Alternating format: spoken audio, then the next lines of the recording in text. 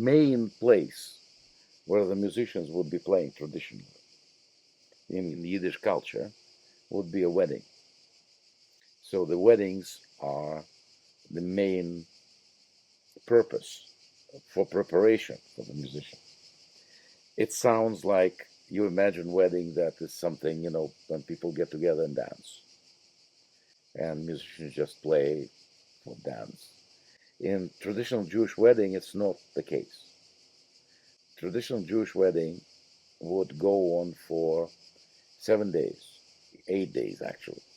And every day from the beginning, there would be its own celebration. And so, of course, not everybody could permit themselves from the money point of view, because you would have to feed people for all these days.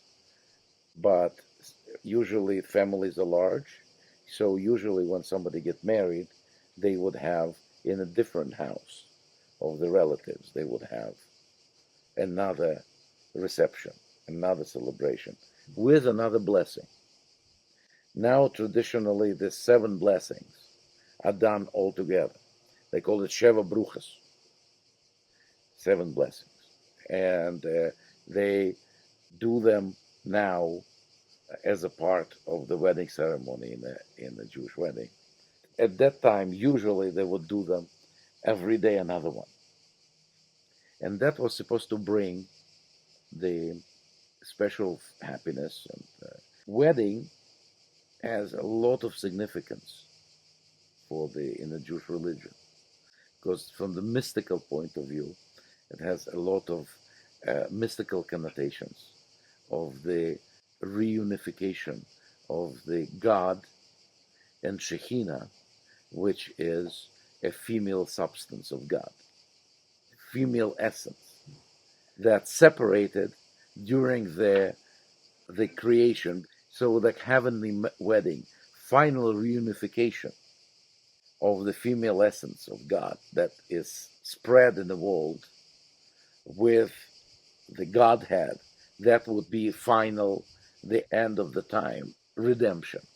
So the wedding, also another thing of wedding, it's between God as the bridegroom and people of Israel as the bride. The matrimony, holy matrimony, has a lot of connotations in the traditional Jewish philosophy and Jewish religion, Jewish mysticism. And so it's a lot of things a lot of ceremonies that were done that all connected with Bible. All the ceremonies had to be accompanied by music, because people were obliged to use music to distinguish that from everything else. So even if the town would be in prohibition of joy, like, for example, after the big pogrom, the rabbi would announce that for a whole year there will be no celebrations, but he would have to allow music for the wedding, because wedding cannot be without music. The music was extremely important, and the musicians would have to be prepared to play not just the dance, but for mainly processional, to welcome each group of guests when they come. That's so-called gasnig, music for the street, where they were played outside for the guests to come, announcing guests that come. Very often they would play special tunes for special guests, because the better you play, the more possibility for the guests then to pay. The presents were given in money, and the reason for musicians to learn how to do this was also because they were usually the ones that would instigate this collection for the presents, because presents very often traditionally were given aloud. You announce how much money you give, like a competition between the guests, how much money they would do. For the musicians, and this tradition remained even in my time, very often that was done, that klezmorim would be musician, and the head of the band would be like a Kapellmeister, the first violin, and then they would have also a badchen, that is a master of the ceremonies, that would be hired separately. That usually would be somebody who can speak in rhymes, speak in poetry, tell stories, and liven there, would announce the guests, would tell the stories, would provoke people to pay. So usually the greatest combination would be the great Badchen with the great Kapellmeister, with the head of the musicians. They would work usually together, and they would have the whole thing choreographed in a way that then everybody's sitting at the tables and the musicians start playing. So when they get up, when they come in, music is played. Then they have to go and get the bride. So there is a ceremony, sometime in the same day, sometime that was in a day before. In the house of the bride, it's so-called Badeken Dekale, is sitting of the bride. It's when the bride is led out with the other women of her family. And first, it's a ceremony just with the women of the family. When she is let out, her hair is cut. So everybody's crying because at that point she's ready to get married. She's leaving the family. She becomes a woman, not a girl anymore. The thing is put on her head because married women cannot show the hair. Sometimes they hide the heads under the wigs. They are talking about Orthodox. So it's set down there, and then the veil is put on her. And this kind of enthroning of the bride. And this is all done with musicians there. Whatever musician is playing, he has to make it. They're all ready to cry anyway, but they need to cry. Everybody must cry like rivers of tears. Then they start playing the entrance music, the Gasnigen, for the party of the groom to come in. So the groom comes with all the men, with his father, and with the rabbi.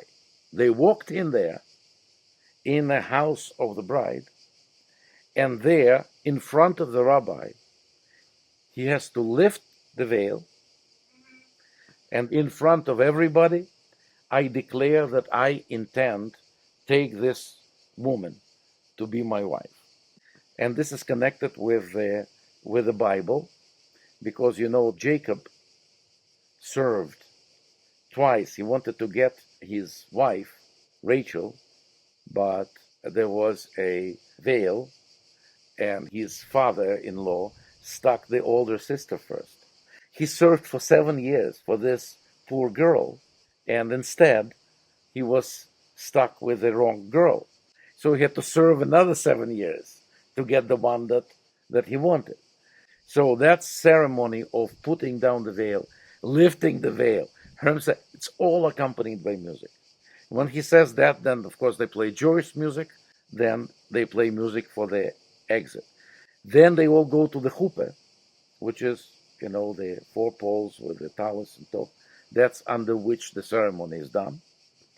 The bridegroom is there, so first they play music for the bridegroom to come there. Usually marches. That's where they start playing marches. Or they play the Gasnigen. They play this thing, that tum, tum, pum, pum, pum, tita, ta, tia, tita. How do you march with that? We don't know. But that's the music that was used for people to walk.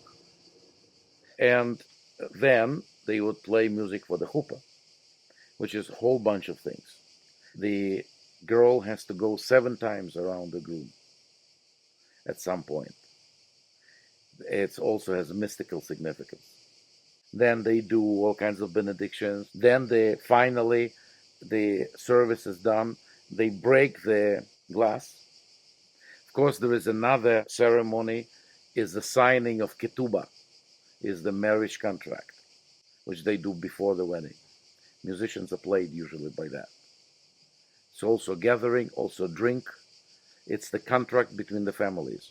What the father of the bride promises to his son-in-law.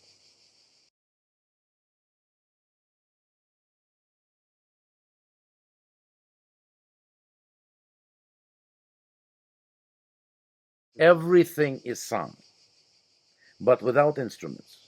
Instrumental music was forbidden for few reasons. First of all, the service in the synagogue is on Saturday, it's Shabbat.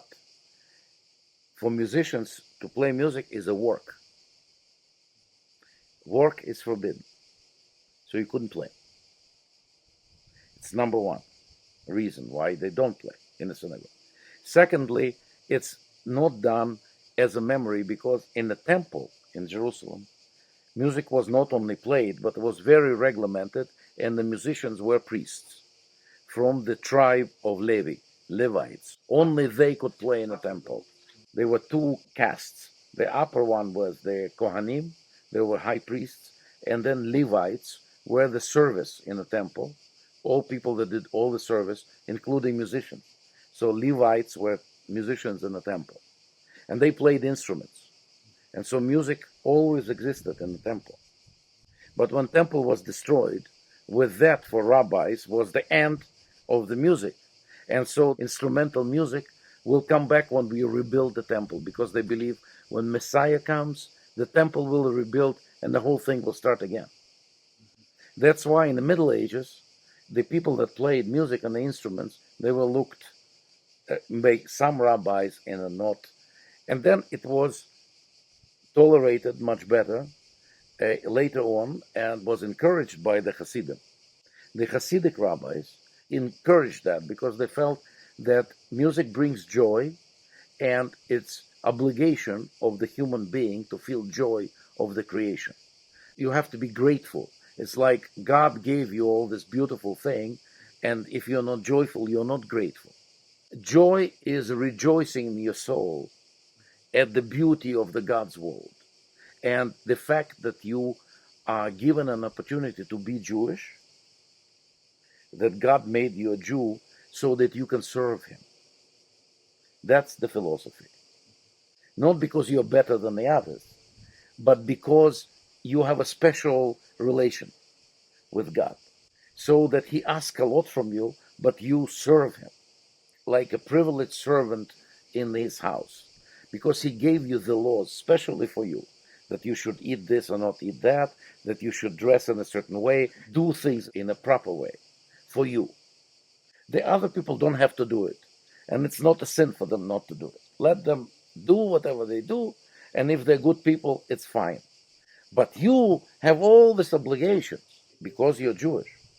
But it's a great joy because this way you're always in the presence of God, because he gave you the Torah, and each letter of the Torah is specially for you, and it's all these laws that is such a joy to be part of it. And so it's a joy of Shabbos. Every Shabbos, it's a joy.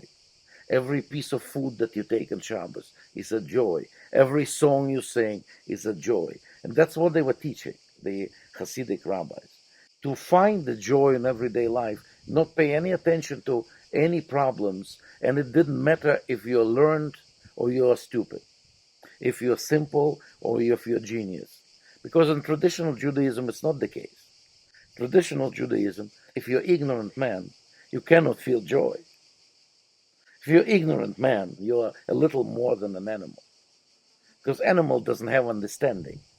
And so only learned people that can study and learn Talmud and to learn all the interpretations of Torah and know all the truth and know how to speak to God in proper way, those are more important people. And these simple people, they just should listen to people say, but basically, they have no understanding.